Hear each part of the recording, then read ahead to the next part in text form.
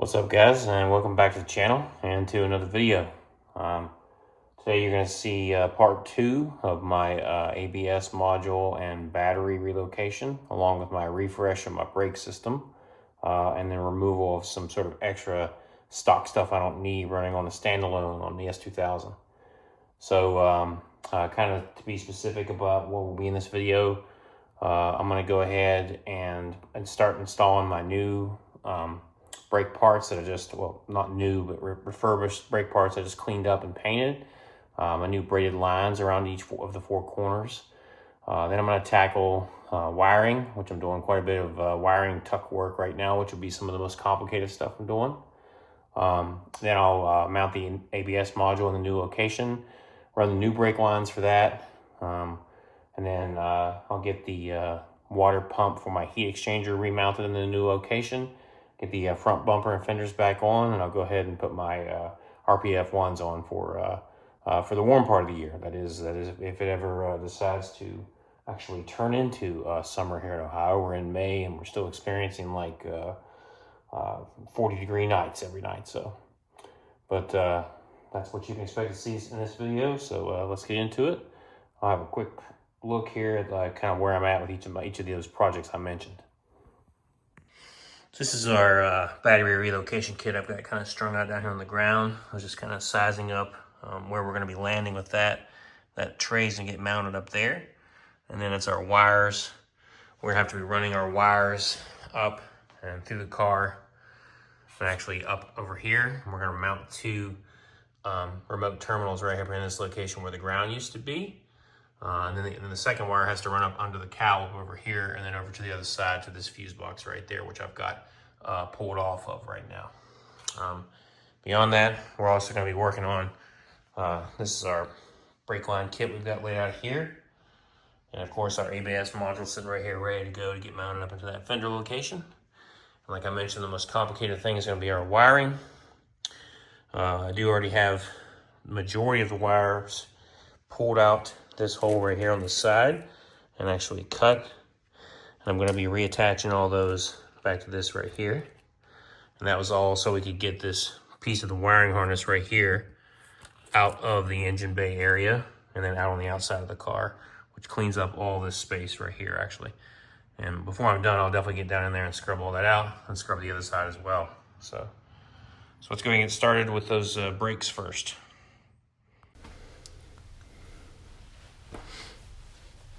All right, having a look at what we're going to do here, guys. You got our freshly refurbished hardware, painted gold.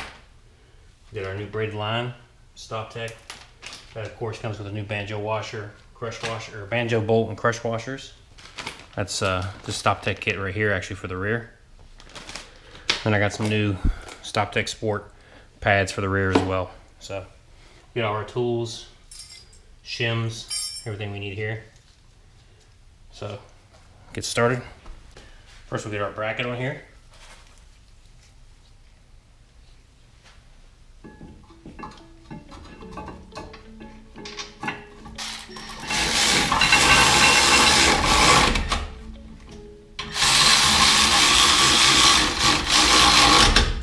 Get our new line started.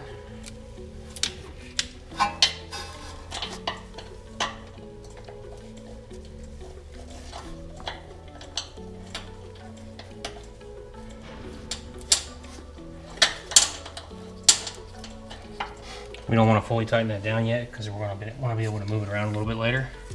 But we can go ahead and put our bracket in there that holds it in place. Next, we're going to want to retract the caliper as much as possible. I did get some paint on it, so it's going to be okay. But you're going to use it's kind of a tricky thing to do, but you're going to use a 3/8 size wrench on the center of the plus right here, and then that spinning it clockwise will cause it to go back in.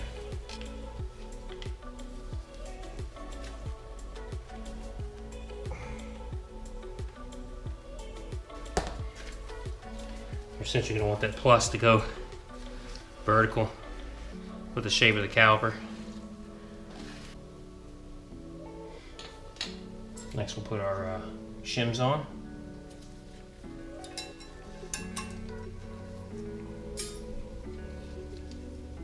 And the top one we'll have to put on as we put the pads on. And we'll get our shim that goes actually inside the caliper itself.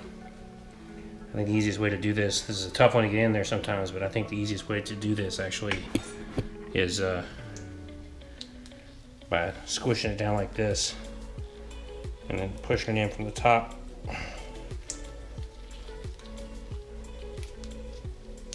This, like that.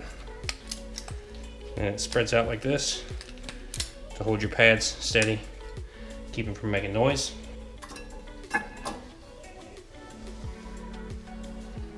This big bracket goes to the inside. On the outside of the pad, where it's going to come in contact with the caliper, so it doesn't make a lot of noise, like this. It goes right into place. One of the things you'll hit resistance on is that little thing up on top of the top shim that holds the pads.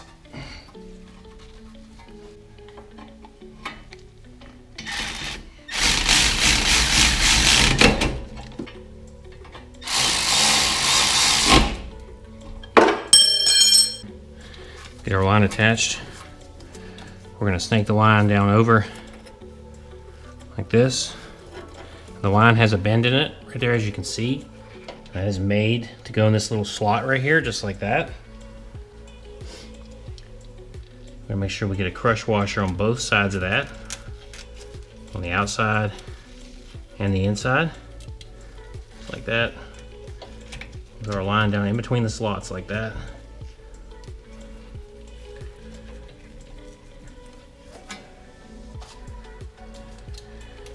You want to be extra careful with this, because if you over torque this, it will leak. Same if you under torque it, it will leak. So we're gonna just run this all the way down, and then we're gonna grab the torque wrench here in a minute and finish it. Now we want to reattach our e-brake cable, which is just hanging down here. So we're going to grab it.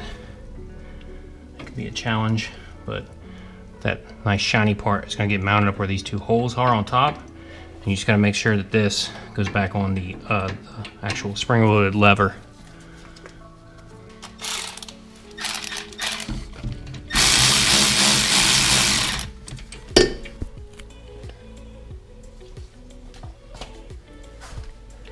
Next we'll get the new braided line mounted to the caliper, which is very tough because the tolerance is very tight.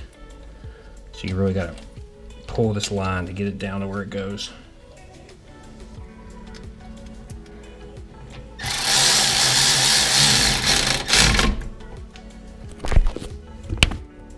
And our last step is going to be to tighten up our actual line up top, and then have to actually torque spec on the crush washer. So we're holding the top of their 17 mil wrench, and using our 10 mil flared, tighten it down.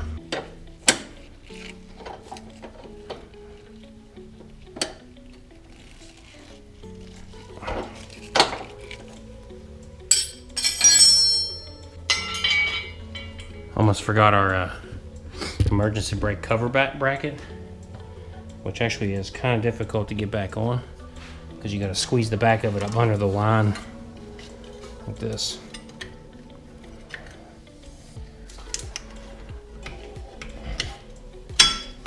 There we go.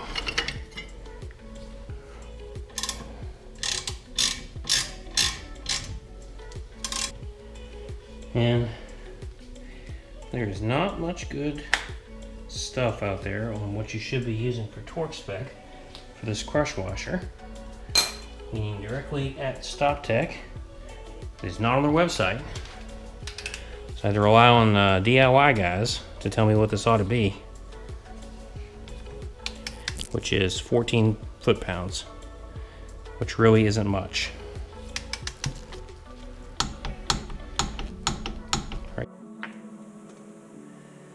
Alright, before we get started on the fronts, the fronts compress in a more traditional fashion. They don't have that spinning action needed to compress them, so this is just a caliper compression tool you can get from anywhere. I got this kit off Amazon. I really like it because it has like all different sizes and everything else available for different calipers, but this is the size that easiest fits here.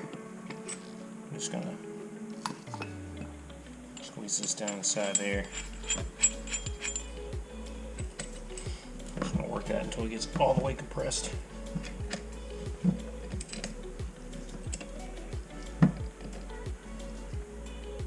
Just like that. One thing I'm taking note of when I'm doing this job on all four corners is that I don't have any leaks or anything around this seal. So these are in pretty good shape when I got this car, and I've taken good care of them, and I don't drive this car a ton, so you know they're still in good shape. So what I'm talking about is if after a time of having this car, if I was doing this job and I noticed, because there is still a little bit of fluid trapped inside, because when I painted these, I actually put the old lines on them with the banjo bolts to make sure no paint went inside where the hydraulic fluid is, or where the brake fluid is. So there is still a little bit inside there, and if I was smashing this down and this seal right here was going bad, I would have fluid leaking out right here. And if I had that, I would 100% need to tear this caliper down or replace that seal, but it's good. So go ahead and get someone in the front here. Get our bracket on first.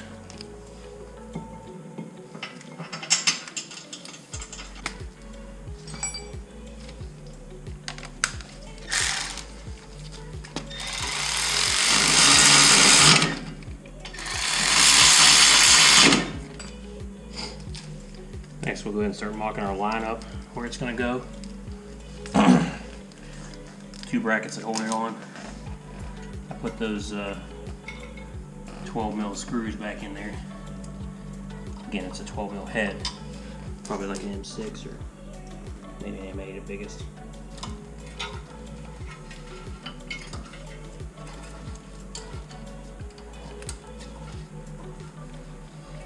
Forming this line into the position it goes can be difficult for sure.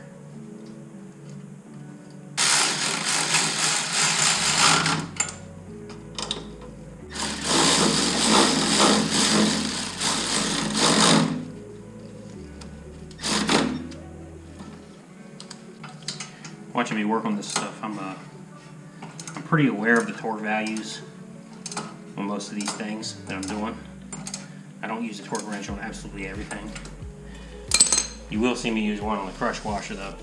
Maybe one other thing, because crush washer is definitely the most critical. If you don't do that, you will leak.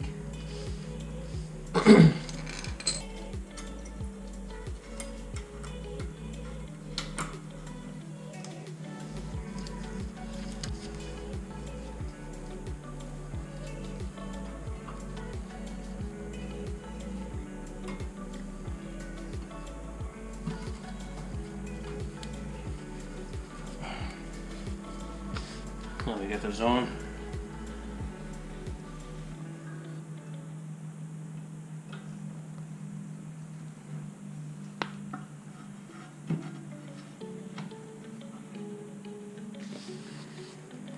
Get our 2.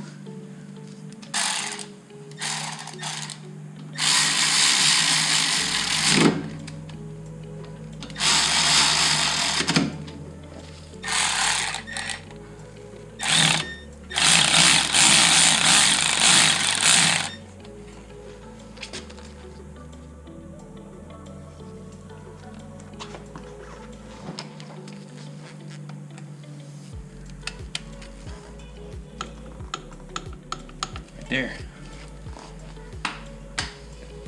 That's the front. Now that we got our brakes back on, let's get to work on this wiring and mounting up this ABS module. I don't know if some of the other videos capture how much wiring movement you got to do this ABS relocate. I feel like the other videos sort of make it look really easy, but The reality is like you got to get this whole bunch of wires right here out that hole right down in there, and it's all very, very tight here. There's not really much space, so you wind up having to extend a couple of wires up here, extend many more wires on the outside of the fender. So I'm a big fan of solder connections. A lot of people don't like them, but I feel like all the other solutions that use some kind of a crimp connector with solder inside are not as strong as solder connections are. That's where approximately the module is going to sit. I have to bend these two sides up, chop that side off. And all the stuff we did with the wiring was to be able to actually have the plug come around like this and still be able to make the connection right there, like that. So next I'm going to need to, I'm a little unsure about the operation of the purge valve that this goes to over on the bottom of the intake manifold, so just to be safe I'm going to go ahead and chop this and extend these wires a good 7 or 8 inches or so. Run this plug back over there and plug it back in.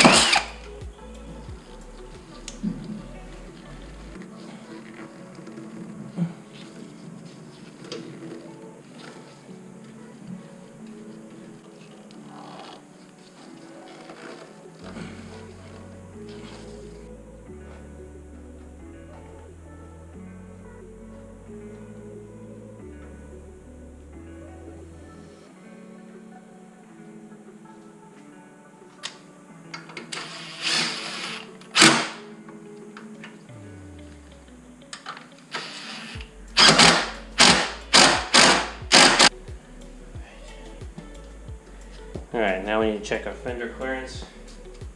There's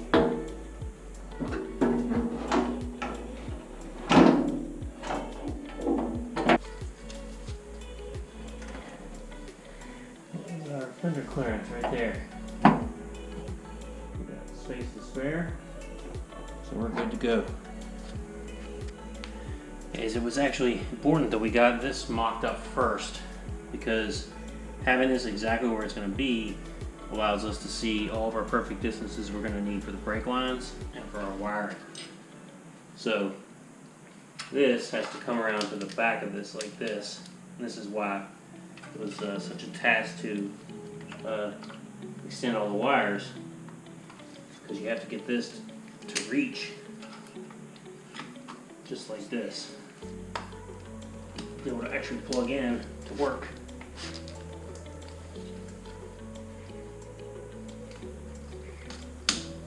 That on. Now we can start to really understand what sort of distance we need for the rest of our wiring to go back to our main harness. So we can curve this under here. That's what I'm going to do. Push this over as much as we can. This will come up to here, but we can see we've got a gap here of about a good 4 or 5 inches here from one wire to the next. So we're going to extend all these like 15 wires right here over to the other.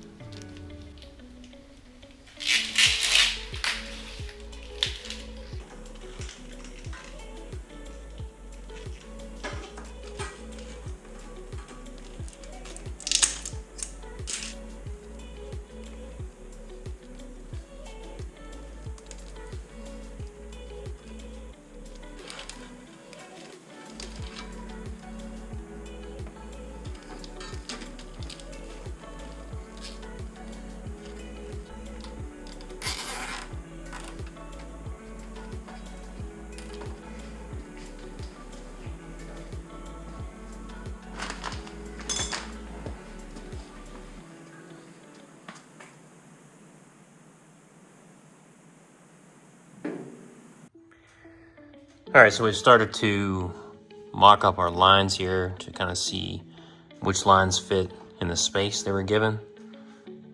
We put the two fittings back here. Those are the ones that'll go right to the actual master cylinder. And then we've got all the other fittings on here on the front to go to each of the 4 calipers. These two in the middle go under the car and up to the proportion valve there. Those are hooked up.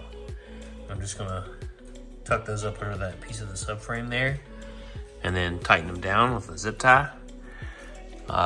This one over that's furthest away is running up under there, then around over here to my new braided line. And so really all that leaves for me right now is 2 big projects. So I'm gonna have to connect these two here, this short guy and this longer guy, to these fittings, which are gonna have to be drilled through this right here. And then of course the other line that's gonna have to go through inside the car. And that will be a hole that I have to drill right here in order to go inside the firewall and then over to the other side. And on the other side, I'll be drilling a hole right around this area right here, actually. And so get started on that.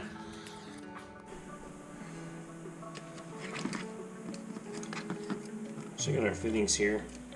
The ones we're going to use to go through up in the engine bay. Looks like these are going to be about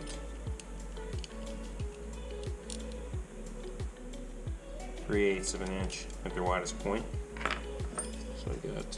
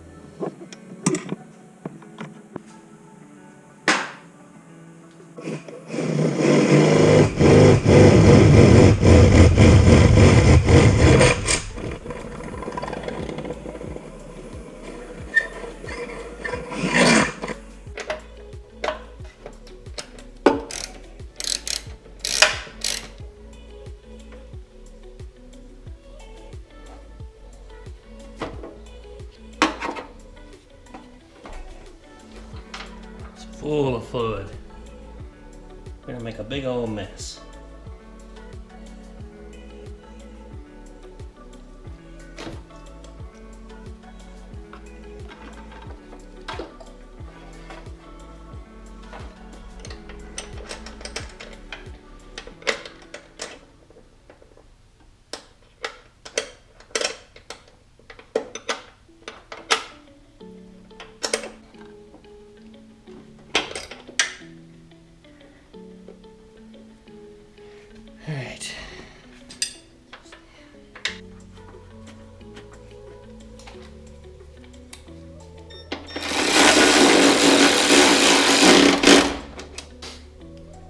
Alright, so I had some concern about this small heat exchanger that comes with this kit. It keeps sliding off its mount. So what I've discovered is that these mount brackets that come with the science speed kit are just really weak.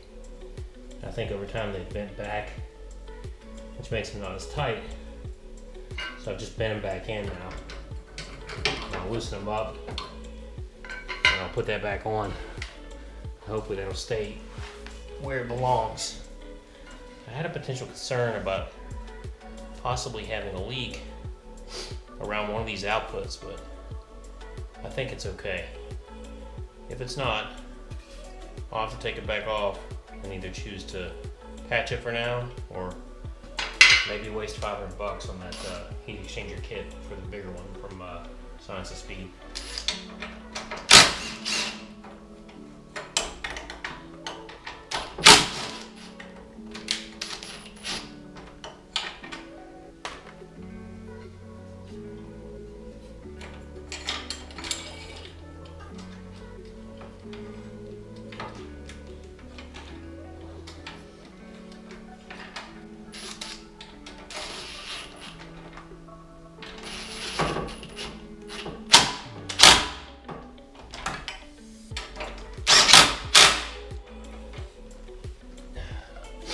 Leaking concerns may also have just been from worn out hose.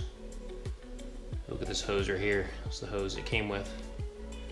It's this 3/4 inch heater hose, and I went and got some more from the auto parts store. So I got a nice long length of it here to cut to get my water pump, or my pump set back up. Since I removed the factory air pump, I'm going to have to remount this pump up in this space right here. And I'm trying to understand how I'm going to route the hoses now that it's a little bit different from what the original setup was.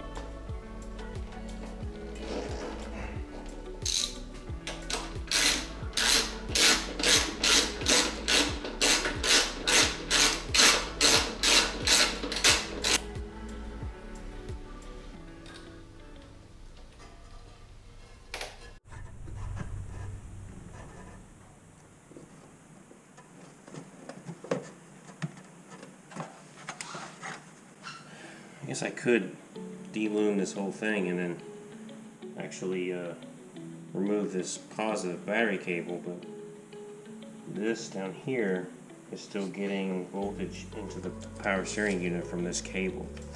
So then I would have to run this cable back to the fuse box, and I don't want to do that, so I'm just going to leave this cable intact, and since it'll have voltage on it, I'm going to go ahead and just cover it up with electrical tape. And then I'll just sort of tuck this up under the fuse box if I can. But you don't want this touching any grounded surfaces, that's for sure.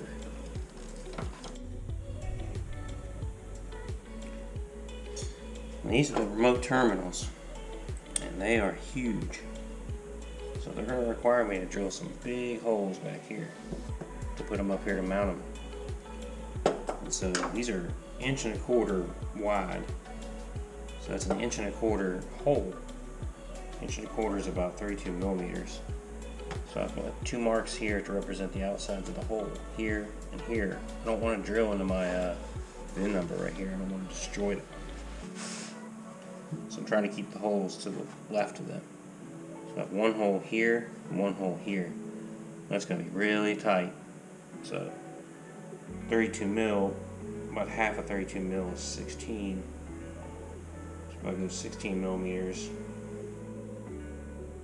basically middle, the center point of my hole, where I'm going to want to put a punch and a pilot, it's going to be about right there. And for this one, it'll be about right there.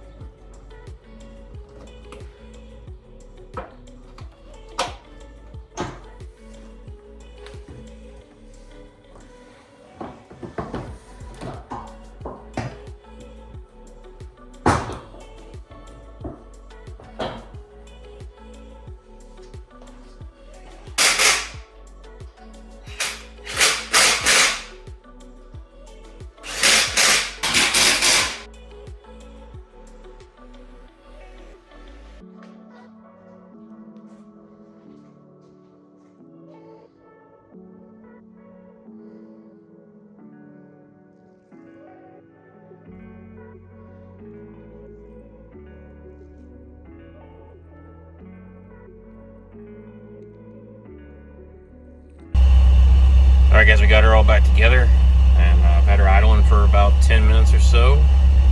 Nothing exploded into flames, which is great considering all the wiring changes I did. I had to go through some pretty extensive bleeding for the brakes because of the all new lines and everything. Get out all the air. I'm going to take it for a quick rip.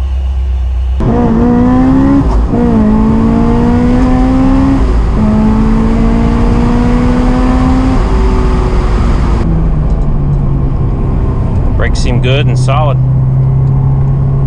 I always feel like whenever I put on new pads, I've got a lot of travel, a lot of pedal. Not necessarily that it's hard to push, but it's like a little bit at the top of the pedal does something, and then more does more, instead of just being down at the bottom of the pedal. So that's probably pretty normal.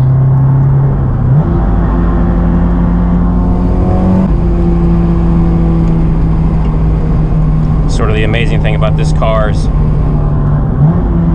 even when you're not going that fast, it feels like a race car.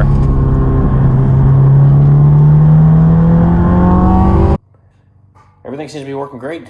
So I'm gonna take a moment here before I wrap it up on this video and talk about my impression of the products I used here. So this was the Rywire kit, and there were definitely some things about it that sort of concerned me initially about doing it when I did my homework on it.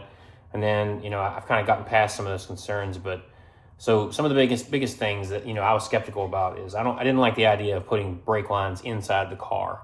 And that is definitely something you have to do as a part of this kit. The kit basically just comes with two types of fittings. It's these silver ones and these black ones. The black ones are made to go through the firewall into the car or through the actual car out in the engine bay down to the fender well. The silver ones are made for connecting to the actual ABS module.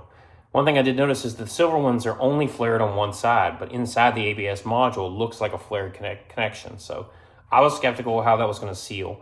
So far, it seems like it's sealing okay. Like I said, I had to do some extra bleeding, so I'll post back up if anything goes wrong with that. I would say the next thing, or the biggest thing with the Rywire kit, and this is the same with the DC5 kit for the battery relocation, is that there's just no instructions. Both of them are, like really experienced car people working on car stuff type of things.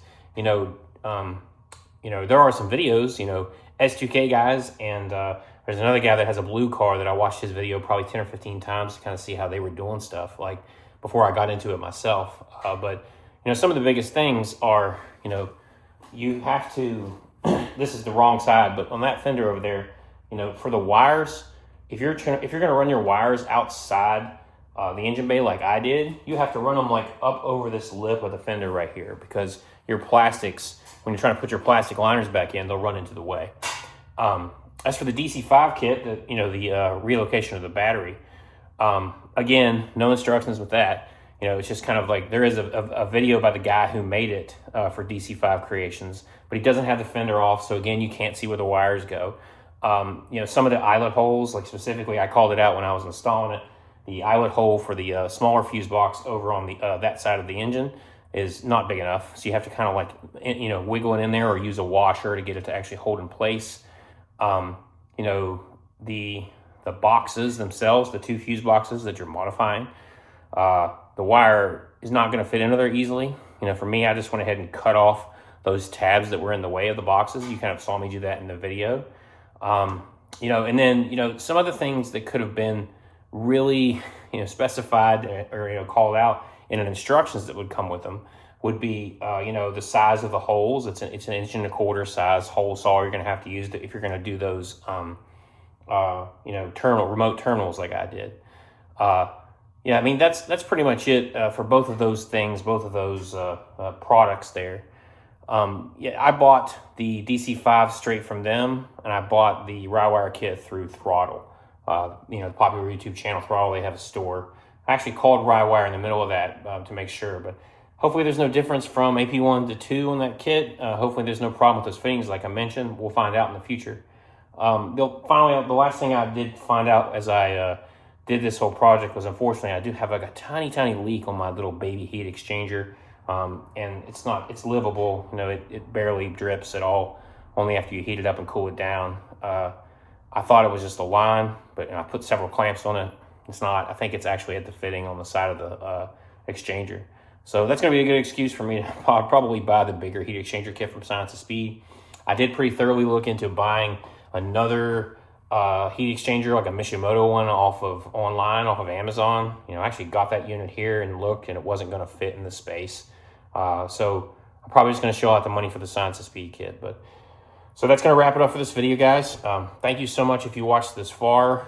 Please consider liking and subscribing to this channel because I could use the support to continue to make videos. So thanks so much. See you guys in the next one.